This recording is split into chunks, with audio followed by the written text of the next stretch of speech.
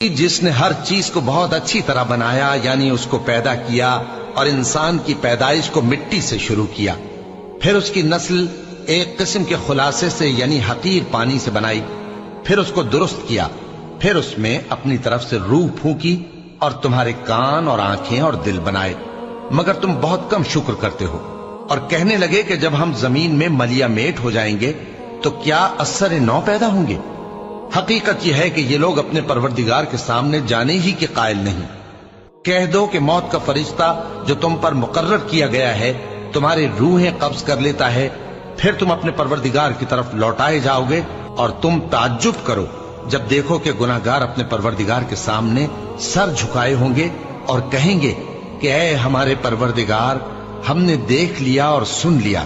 तू हमको दुनिया में वापस भेज दे कि नेक अमल करें, बेशक हम यकीन करने वाले हैं।